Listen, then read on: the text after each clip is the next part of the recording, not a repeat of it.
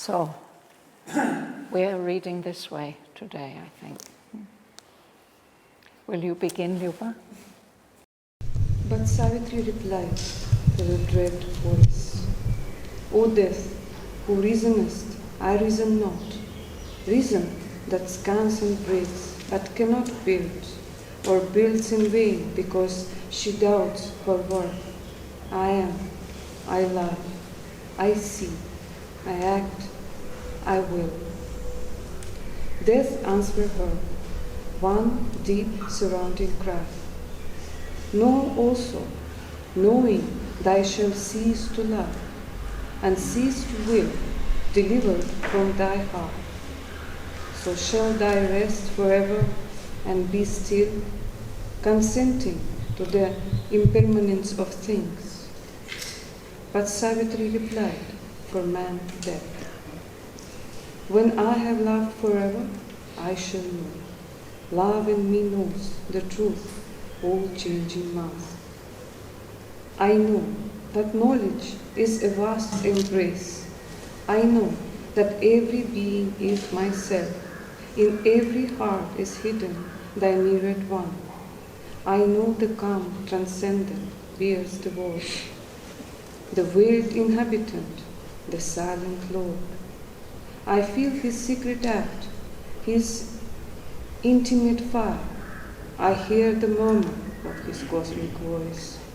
I know my coming was away from God, for all his sons were consent in my birth, and one who loves in us came veiled by death. Then was man born among monstrous stars, dowered with a mind and heart to conquer thee. In the eternity of his ruthless will, sure of his empire and his armed mind, like one disdaining violent, helpless words.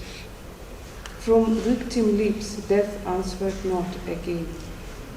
He stood in silence and in darkness wrapped, a figure motionless, a shadow vague, girt with the terrors of his secret sword. Half seen in clouds appeared a somber face.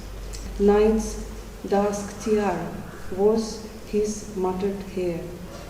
The ashes of the pyre his forehead sun.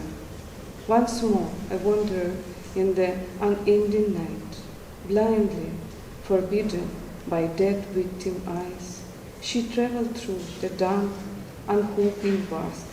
Around her rolled the sundering waste of gloom, its swallowing emptiness and joyless death. Resentful of her thought and life and love, through the long fading night, by her compelled, gliding half seen in her unearthly path. Phantasmal is the dimness moved the three. Thank you.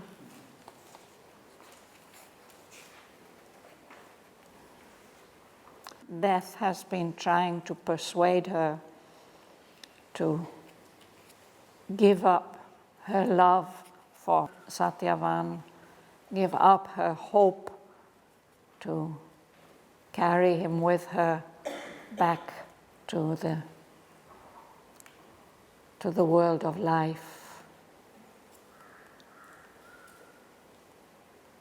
He says, live in thyself. Forget the man thou lovest. My last grand death shall rescue thee from life.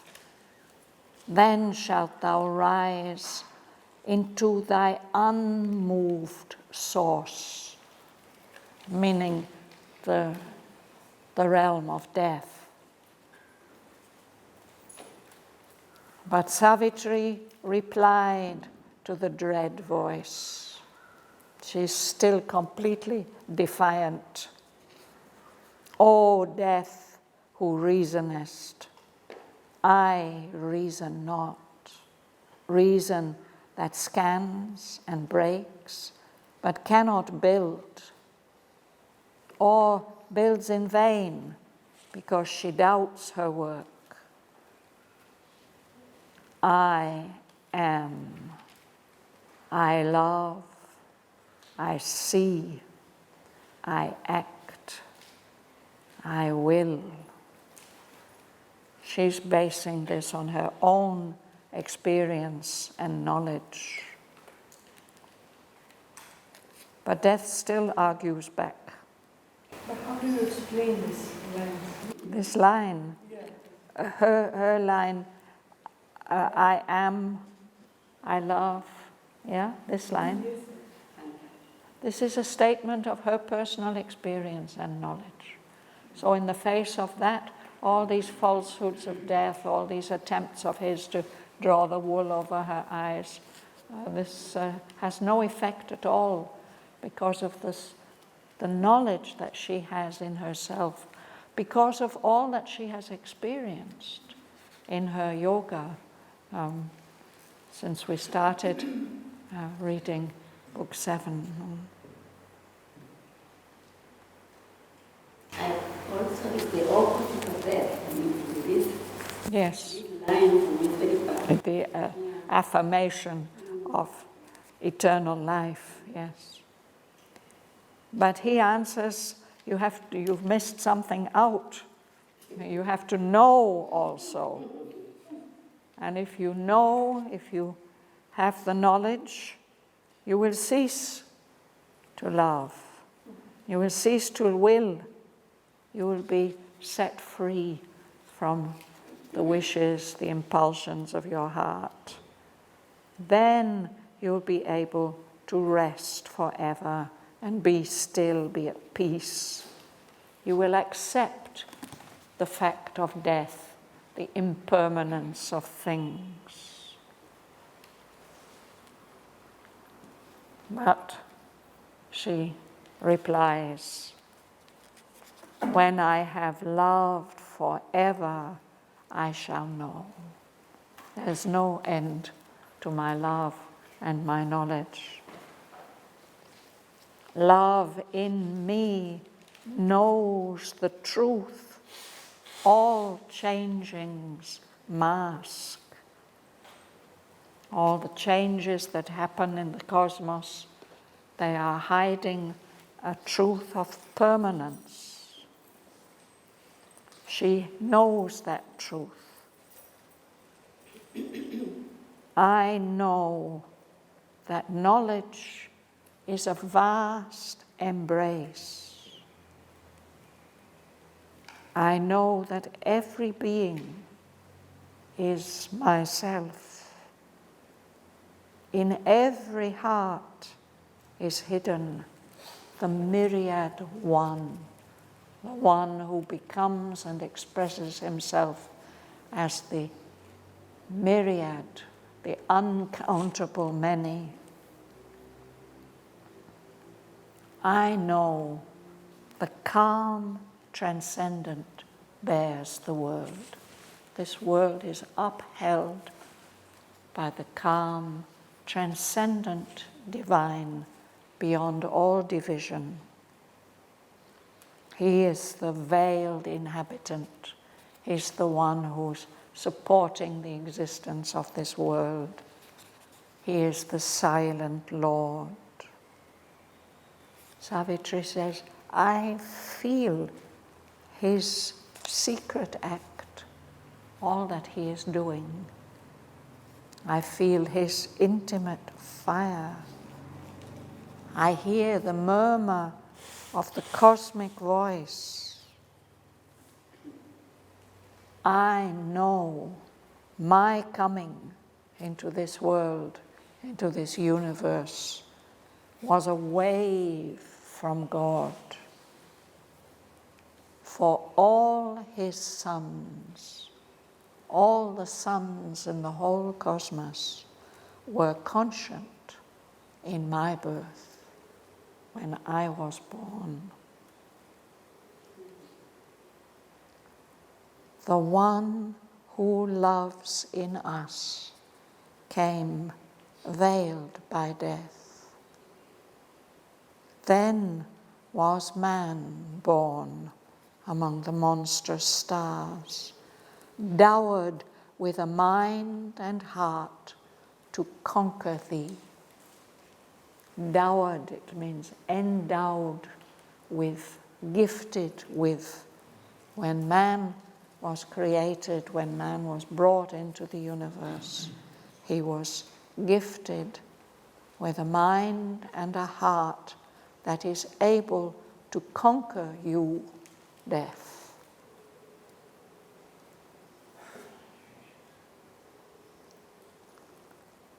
To this, death has no reply. In the eternity of his ruthless will, sure of his empire and his armored might, like one disdaining vile and helpless words from victim lips, death answered not again. He's so sure of his rule and his power, he doesn't bother to answer. She's a victim. She has no power against him, so he doesn't care what she says.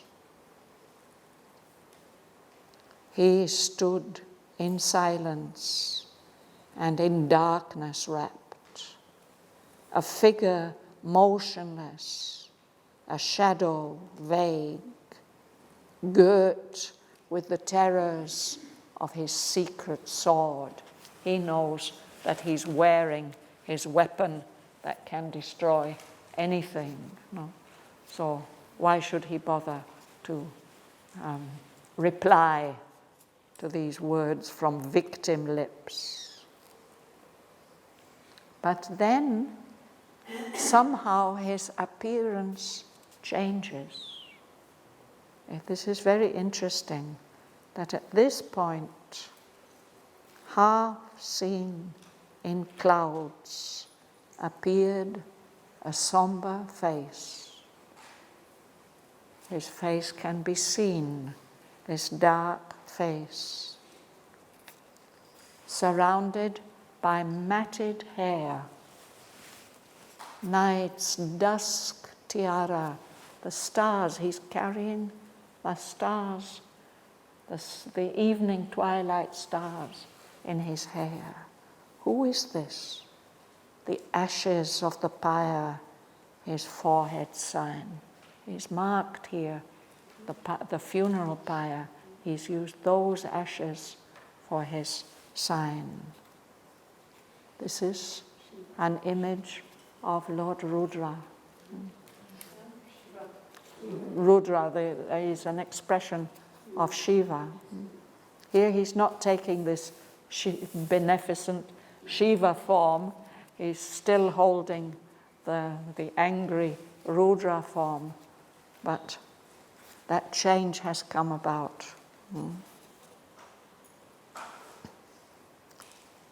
So Savitri takes this as a sign to go on moving forward, following Satyavan. Once more, a wanderer in the unending night, blindly forbidden by dead, vacant eyes, she traveled through the dumb, unhoping vasts. Around her rolled the shuddering waste of gloom, its swallowing emptiness and joyless death, resentful of her thought and life and love. Through the long, fading night, by her compelled, gliding, half seen on their unearthly path, phantasmal in the dimness, moved the three.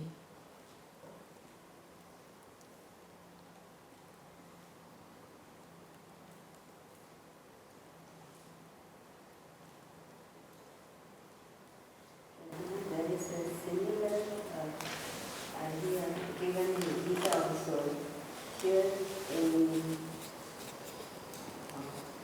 and Auroville 16. Savitri says, for all his sons were conscient in my birth.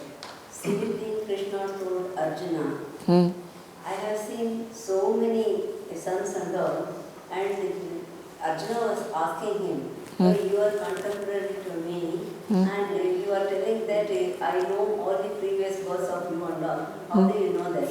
Then Krishna says, you know only this birth, whereas I know all the other births. Yes. Thank you, Bhavan. Thank you.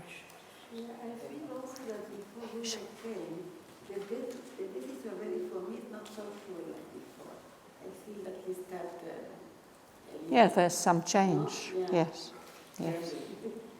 Yes. So what Bhavana was saying is she compared this statement of Savitri's to a statement of Lord Krishna to Arjuna in the Bhagavad Gita, when Lord Krishna tells Arjuna that I know all your births. But Arjuna says, but you are the same age as me. How can you have known everything that has happened to me in all my previous births? But he says, you only know this birth, but I know all your previous births. So Savitri is saying something like that I'm all the suns in the universe were conscious when I was born, and I'm aware of those lights, those permanent, unchanging lights. So you can't terrify me, death. Yes. In line 461, and one who loves in us is veiled by death. What does she refer to? One who loves in us. Within us, there's the divine being with all his love. And when he takes a human birth, then he puts on this veil of subjection to ignorance and death. But it's the one who loves in us and will always love in us. And he's the one that we will always love, even if he's veiled by death.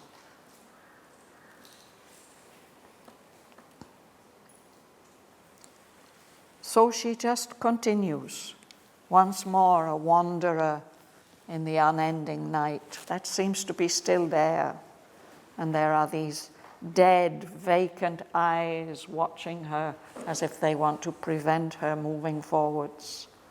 But she goes on traveling through those vast spaces, dumb, silent, which seem to have no hope in them anywhere.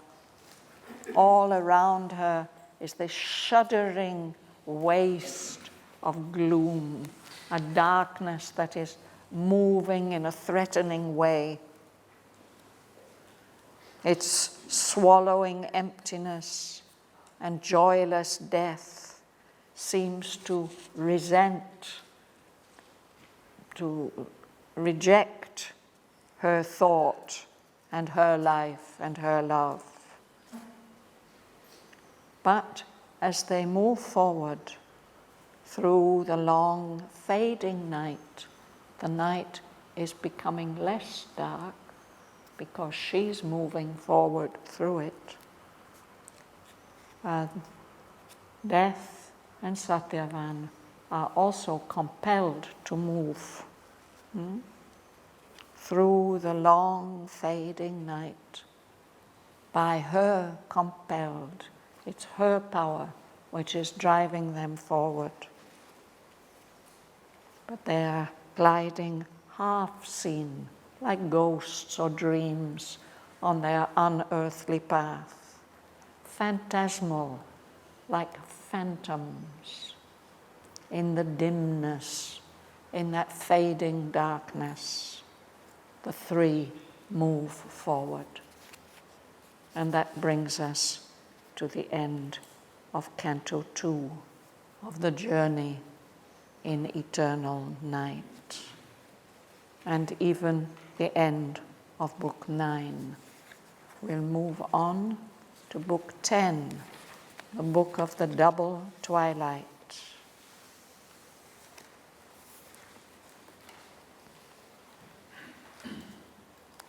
We'll see that this canto begins in darkness, but moves towards light.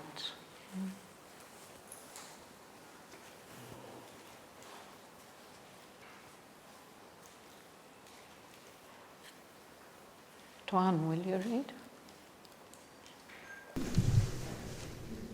All still was darkness, dread and desolate. There was no change, nor any hope of change. In this black dream, which was a house of void, a walk to nowhere in a land of naught, ever they drifted without aim or goal.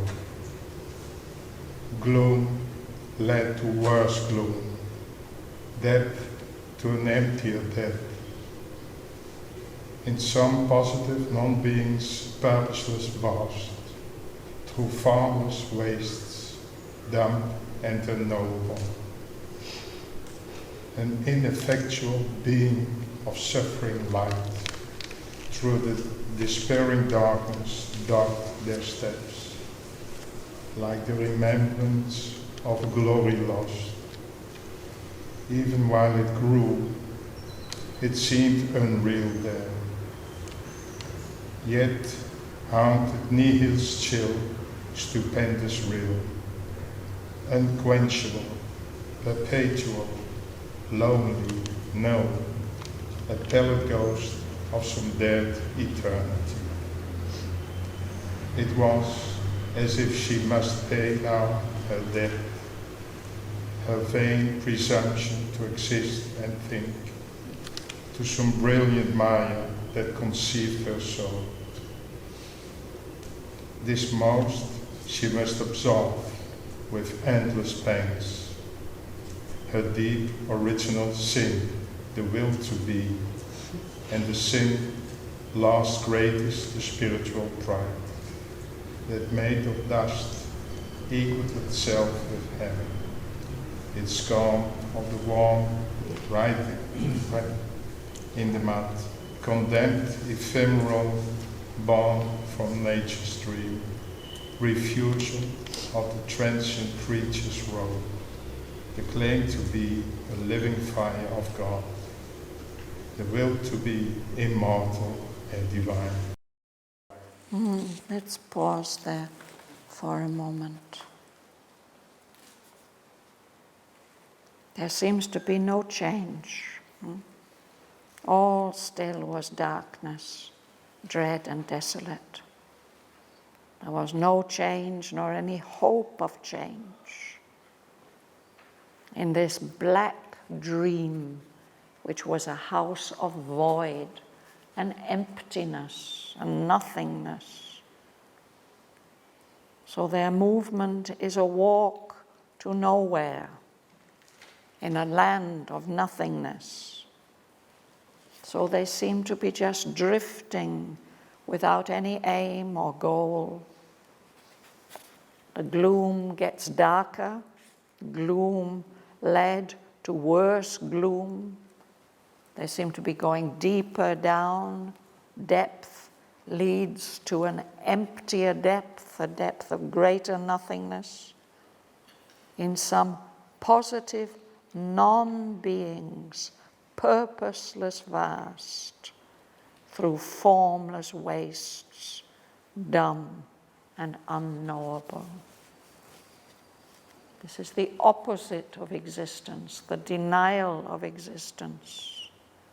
Some positive non-beings, purposeless vast, a vastness without meaning or aim. They're moving through these formless wastes where nothing grows, where all is sterile and empty.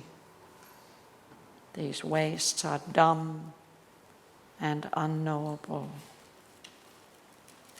But as the three of them go on moving forward,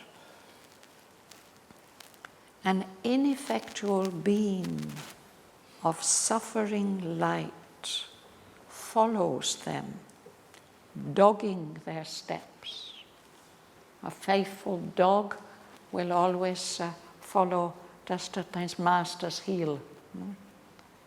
So if you are dogged by something, it's like something shadowing you, following you like your shadow.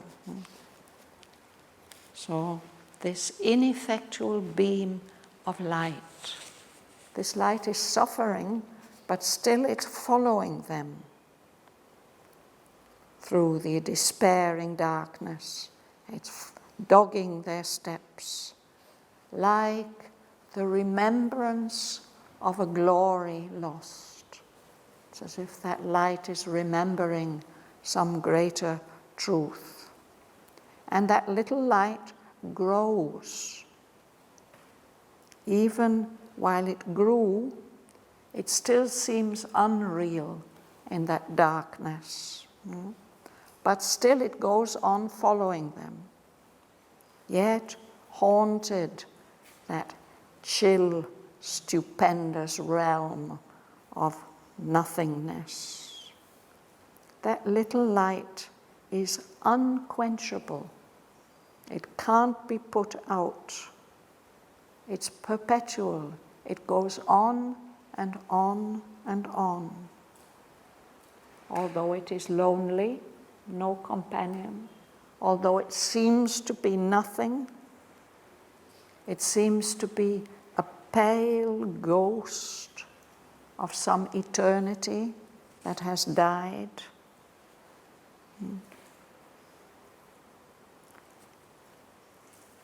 This is like a kind of threat to Savitri. It was as if she must pay now her debt. That she's done something unlawful, something dangerous, and now she's going to have to face the consequences. That's the suggestion which she's receiving.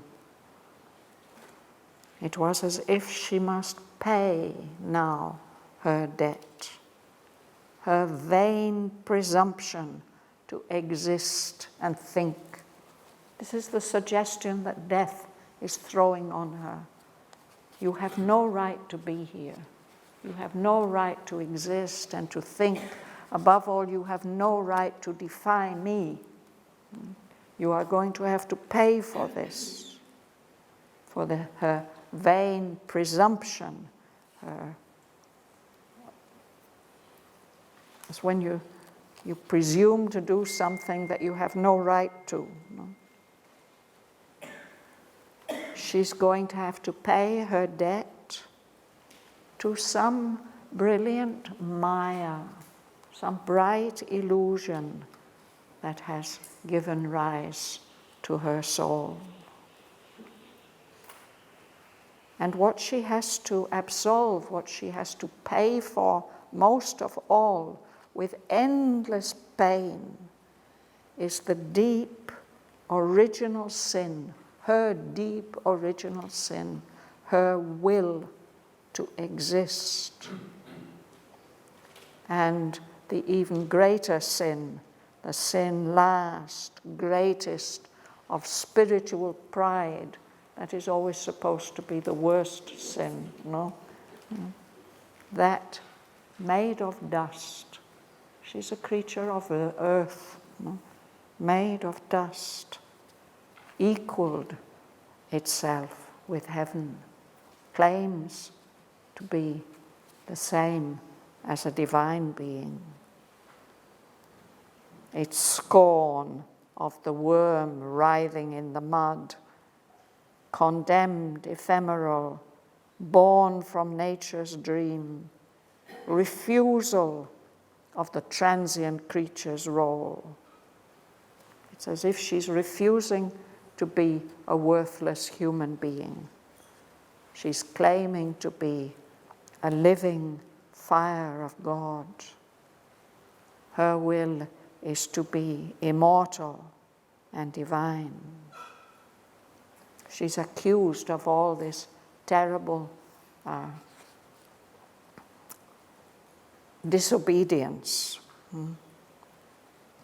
In that tremendous darkness, heavy and bare, she atoned for all since the first act, when sprang the error of the consciousness of time, the rending of the inconscient seal of sleep, the primal and unpardoned revolt that broke the peace and silence of the nothingness which was before a seeming universe appeared in a vanity of imagined space, and life arose, engendering grief and pain.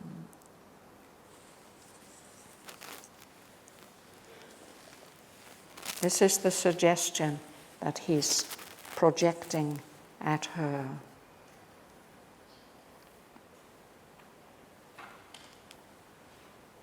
Anyone wants to ask anything about this? Why she must pay no her debt? Because causing. Because she exists. She claims the right to exist and to love and to know, but there's a force that says, no, you have no such right. You're disobeying the laws of the real universe of death. You have no right to go on claiming the right to exist and to love. So it is like a great accusation coming at her. These are all indirectly shown to her, no? Not directly. She is made to experience these feelings. He's beaming these suggestions at her. Death. This God of this power of death and nothingness. She has to pay not only for whatever she might have done individually, but for everything that has happened in the universe since the beginning. For this change that has come about of consciousness in the universe. The primal, the original revolt, this disobedience that can't be forgiven in this suggestion, that because it has broken the peace and silence of the nothingness which was, of everything that existed before this illusory universe appeared in this illusory space, this vanity of imagined space, which has allowed this phenomenon of life to arise. And the phenomenon of life has given rise to grief and pain. The suggestion says that in fact all this is just imagination, a great negation, a powerful no, the eternal no, is the true face of reality. And that goes on prohibiting, saying no to this useless process of time. And when there is no world, no creature anymore, when this intrusion of time has been blotted out and reversed, that great negation will still be there. unbodied, bodiless, saved from thought, at peace. That everything has to go back to that state of nothingness. Yes, Radhavan, but this is death's opinion. This is no? death's suggestion, his strong suggestion to intimidate her, to send her back to earth. And a question. Yes. Every time I read this process of atonement, Mm. I go, why should she atone? Why should she atone? Yes. But obviously it has a role, so I'm hoping you might explain. No, this is just death's suggestion that by existing, by being who she is, by living and loving and claiming the right to knowledge and love, she's somehow violating the law of death. Right. And for this, she is going to be punished. That's the suggestion that he's beaming at her. She's not going to accept this suggestion. But it says she atoned. Ah, she atoned. Yes. And I've come across this also in other places where the mother does this. And I feel it's like something I have to wake up to myself, why she does it. Yes, of course, the same suggestion is put in Asvapati, on Asvapati.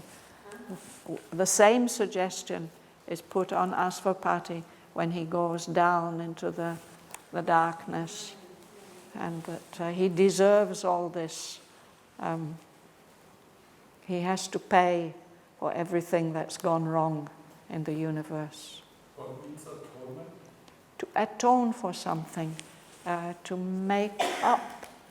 So you have to be punished.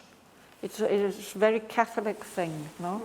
You've committed a sin and you have to do something, you have to do some penance or something to make up for that sin you have committed.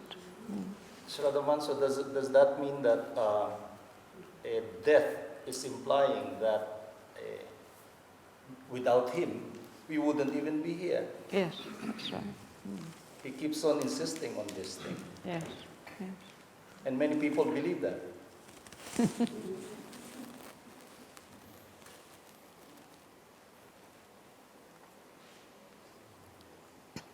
So this is his thought, no? That when time's intrusion has been blotted out, still this negation, this no, this nothingness, that will be the real thing. That's the face of the real, no? And if you don't believe that, then you're in trouble. Then you're accursed. You may feel that you have a divine being within you, but that is going to suffer because of this mistake that you're making. Yeah. About the she atoned, Mm. I was wondering whether, so you said Ashvamati also, he had to pay his debt or something. And then it reminded me of Jesus Christ. He had also to atone for his father creation. Yes. So it seems to be perhaps that the divine himself has to atone for what he did somewhere. No? At least this is the suggestion. I think death can be, this God of death, he can be so convincing, but we don't have to believe what he tells us. Yeah, but as she said, Well, there's some feeling like that, yes. Savitri is passing through, she's a beam of suffering light. You know? So she is suffering in this state, and that somehow seems to be the price that she has to pay to bring Satyavan back to earth, which she will do, of course.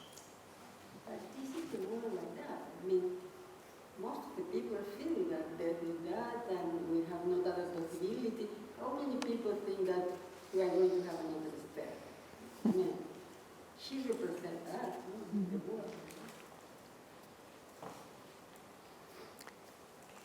So let me read these last few lines, no?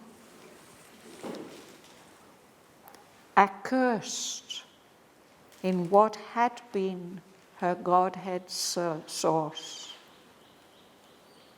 condemned to live forever empty of bliss, her immortality, her chastisement, that's her punishment, that she will go on existing forever in this state of suffering. And this suggestion does come to the soul now and again. It happens, no? Her spirit, guilty of being, guilty of existing, is wandering there in that darkness, doomed, moving forever through eternal night. But Maya, illusion, is a veil, just a covering over the face of the Absolute. In fact, a truth occult, a hidden truth, has made this mighty world. It's not the way that death wants to make it appear. The Eternal's wisdom and self-knowledge act in ignorant mind and in the body's steps. The inconscient is the superconscious sleep. Sri Aurobindo has written such a wonderful paragraph about this in The Life Divine. The Life Divine. What is the real nature and function of the inconscient? An unintelligible intelligence invents creation's paradox profound, its deep, apparent, ununderstandable contradiction. Spiritual thought is crammed in matter's forms. Unseen, it throws out a dumb energy and works a miracle by machine. All here is a mystery of contraries. Darkness, a magic of self-hidden light. Suffering, some secret rapture's tragic mask. And death, an instrument of perpetual life. The next passage about death is so wonderful. Will you read it, Turiya? Although death walks beside us on life's road, a dim bystander at the body's start, and a last judgment on man's futile works, other is the riddle of its ambiguous faith. Death is a stair, a door, a stumbling stride the soul must take to cross from birth to birth, a grey defeat pregnant with victory,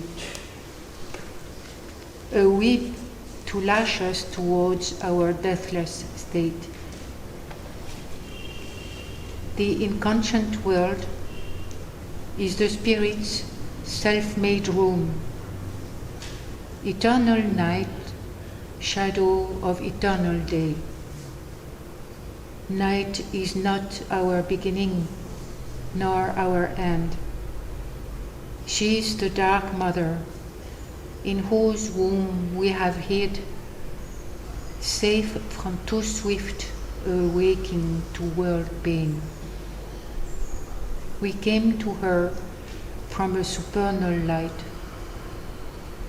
By light we live, and to the light we go. here in this seat of darkness, mute and lone, in the heart of everlasting nothingness. Light conquered now, even by that feeble beam. Its faint infiltration thrilled the blind deaf mass. Almost it changed into a glimmering sight that housed the phantom of an aureate sun, whose orb pupilled the eye of nothingness. A golden fire came in and burned Night's heart. Her dusky mindlessness began to dream. The inconscient conscious grew. Night felt and thought. Assailed in the sovereign emptiness of its reign, the intolerant darkness paled and drew apart, till only a few black remnants stained that ray. But on a failing edge of dim lost space, still a great dragon body sullenly loomed. Adversary of the slow straggling dawn, defending its ground of tortured mystery, it trailed its coils through the dead martyred air, and curving fled down a grey slope of time.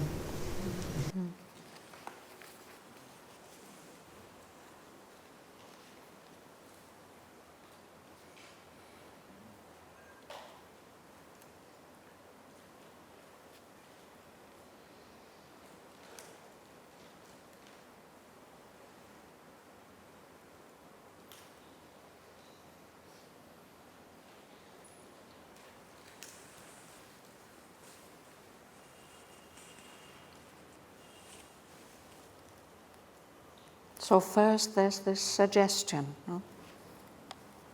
She's condemned to live forever empty of bliss, her immortality, her chastisement. So her spirit, guilty of being, guilty of existing,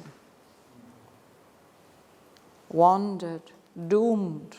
It's bound to suffer forever, moving forever through eternal night.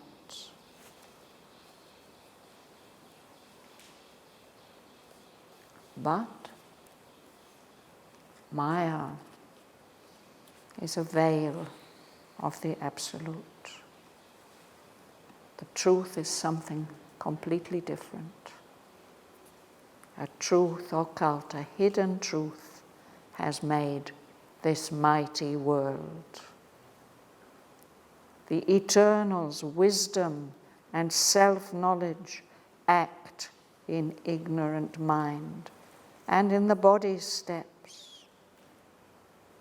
The inconscient is the superconscious sleep.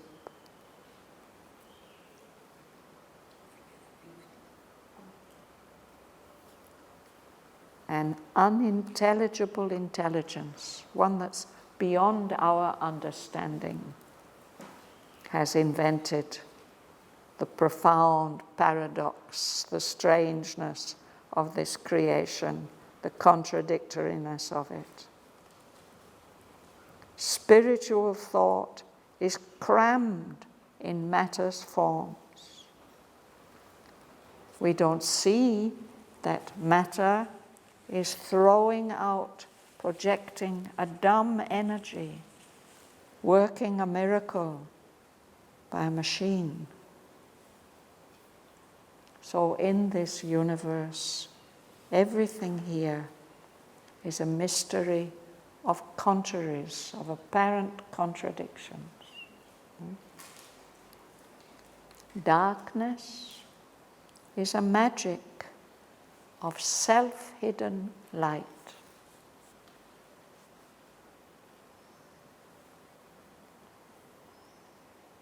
And death is an instrument of perpetual life. Life repeats itself. It goes on passing through this process of apparent death, but always it renews itself eternally. And suffering, which we all shun, none of us want to suffer, but suffering is like a mask, a tragic mask put on by an actor in the theatre to show that now I'm acting a tragic role. The masks are like that. The mouth is down or it's up. The tragic mask and the comic mask. Suffering is some secret rapture's tragic mask, and death is an instrument of perpetual life. This sounds so paradoxical, but again, Sri Aurobindo explains it wonderfully in The Life Divine, that we can't just go on forever and ever in the same body. No? The body itself decays, and also we need to go through that process of dissolution because we have so many other possibilities before us, so many lives still to experience.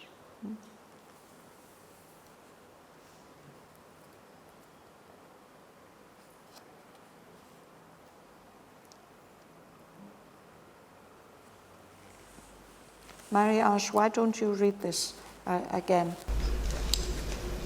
Although death walks beside us on life's road, a dim bystander at the body's stop, and a last judgment on man's futile works, other is the riddle of its ambiguous face. Death is a stair, a door, a stumbling stride the soul must take to cross from birth to birth. A great defeat, pregnant with victory. A whip to lash us towards our deathless state. The inconscient world is the spirit's self-made womb, eternal night, shadow of eternal day. Night is not our beginning, not our end. She is the dark mother in whose womb we have hid, safe from too swift a waking toward pain. We came to the front, a supernal light. By light we live, and to the light we go. Here, in the seat of darkness, mute and lone, in the heart of everlasting nothingness, light conquered now, even by far feeble beam, its faint infiltration drilled the blind deaf mass. Almost it changed into a glimmering sight that's housed up the phantom of an aureoled sun, whose orb pupilled the eye of nothingness. The golden fire came in and burned night's heart. At dusk, mindlessness began to dim. The inconscient conscious grew. Night fell and thought. Herself in the sovereign emptiness of its reign, the intolerant darkness spelled and drew apart, till only a few black remnants stained that way. But on a failing edge of dumb lost space, still a great dragon body sullenly loomed, adversary of the slow slugging dawn, defending its gown of tortured mystery. It trailed its coil to the dead, martyred air, and curving fled down a great slippery slope of time. Thank you.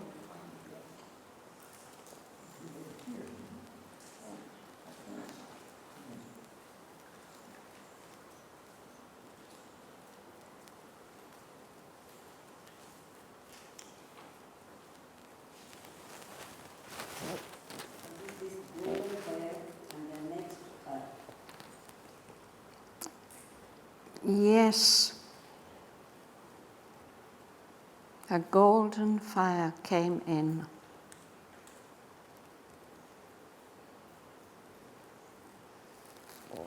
I've also lost it. It burns the heart of night.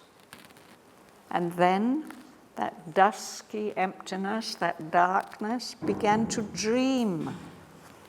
Dusky means like Dark-colored, dark-skinned, dark-colored.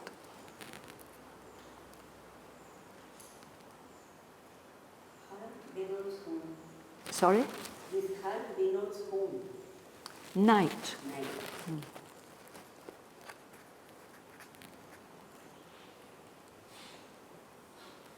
So a change comes, no? Something use of this get some useful things is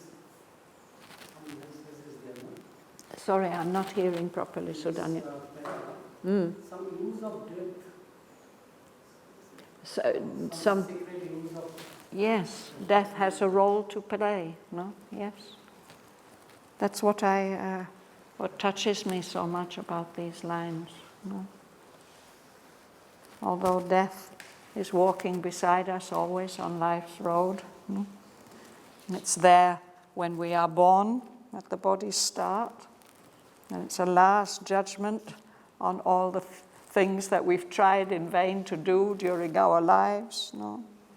Still, it's the step we have to take to move higher, no? The next step. Even if we stub our toe and just fall up the step, still a stumbling stride. The soul has to take this step to cross from one birth to another birth. It's always for growing. Yes, And we open for new steps. yes. Not always. Sometimes this is also very untimely. So that one cannot say that it's really That it's a good thing. growing, no? The principle is for growing, but the circumstances under which death sometimes slays. Yesterday we buried the father of a young ashram boy. And that boy is maybe 12 years. Oh, And when he brought the ashes of his father, his face was pale like death. And one could say, this is so touching, that one cannot always say that death is always welcome. How will you tell a child who just experienced his father 1 year back, like a strong man full of vitality, that now he has to go on alone? yes. You can just embrace, that's all you can do. So that means, I want to say, just as a principle, it's all true. But if we translate it into life, and what life is, Into human we have terms. to fight that also on many levels. Yes, yes. So And I think that's what Sri Aurobindo is telling us also in Yeah, these lines, Just no? wanted to make And it elsewhere, yes.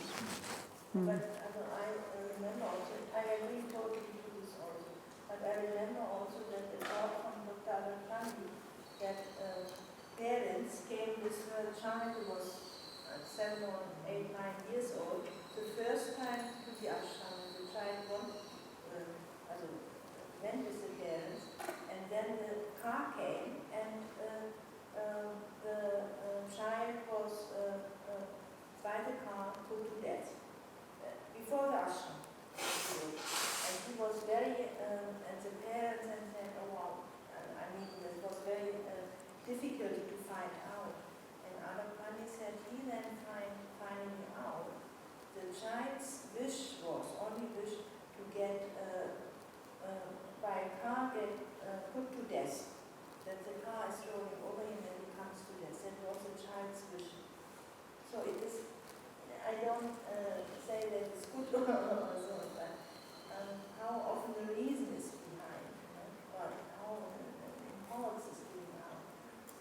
Yeah, I think whatever the reason behind, it's extremely difficult for us to see it or to say anything about it. We have to be very careful about that. And then he told also, finally, he even told this to the parents, and they could understand when they got another child, and this is said so.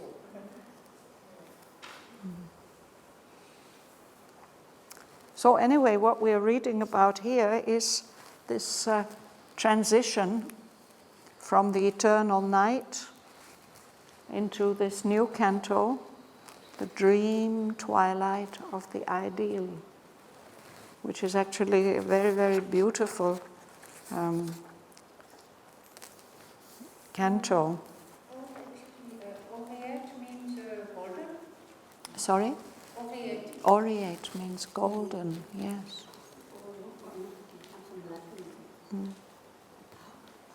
But these lines are very, very mysterious, aren't they? This here, in this seat of darkness, mute and lone, in the heart of everlasting nothingness, light conquered now, even by that feeble beam, that tiny little beam of light, which is indicating the presence of Savitri. That little beam, it infiltrates very faintly through the darkness, like a drill going through this blind, deaf mass.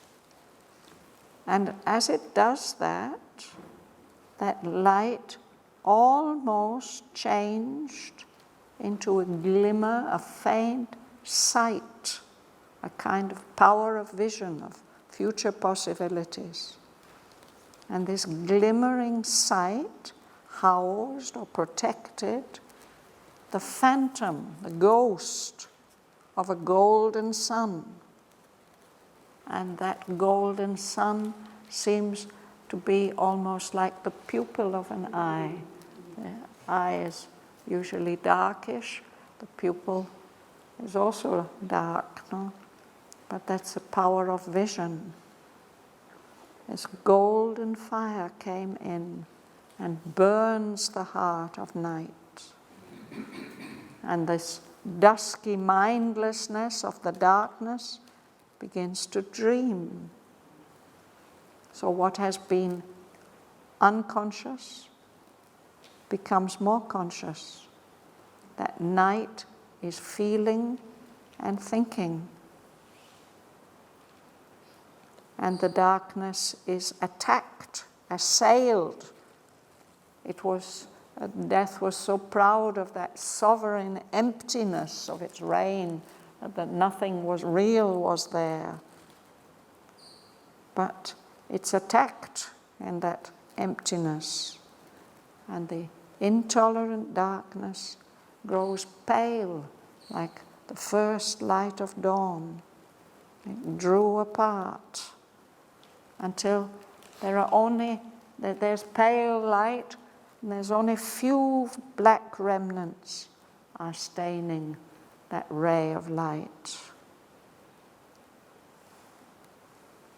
The darkness is going away, but still a great dragon body is sullenly looming there on the horizon. It's the adversary, it's the enemy of the slow, struggling dawn, and it's defending its ground of tortured mystery, all this which is unexplainable mystery, which is about suffering. This dragon body trails its coils. We see pictures of Chinese dragons now with many, many coils. Through the dead, martyred air, the air even is suffering, no? But that dragon body flees away across the horizon, fled down a grey slope of time.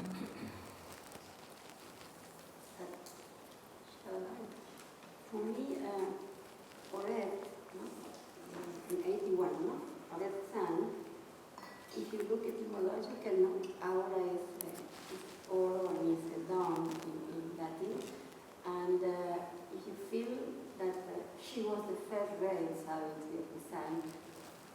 Savitri was calling for the first light of the sun, early morning, the first light. I feel that somehow it's an ancient care here within the red sun. It's not only golden, it's also aurora. It's also Savitri, no? The first ray. Yes. Yes. Yes, Radhavan, when we talk about Purusha and Prakriti, so is Purusha, which is the soul, which goes as a light. Because as we now know, the soul is like a small thumb of light that comes and brightens up Prakriti, which is the enslavement, isn't it? I can't say anything about any of these things. I can't say anything about these things. Shall we stop there for today?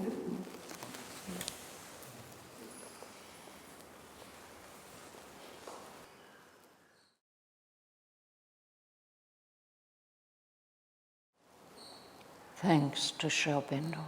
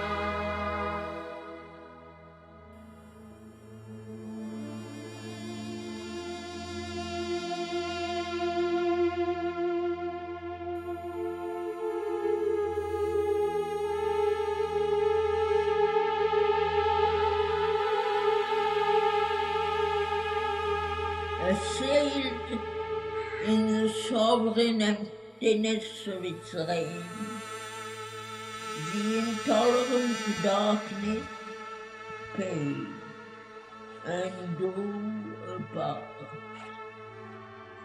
till only a few black remnants stained that rain. But on a failing age of dumb lost to space, still a great dragon body sullenly loomed, adversary of the slow struggling dawn, defending its ground of tortured mystery. It trailed its coils through the dead martyr in the air, and curving fled down a grey slope of sky.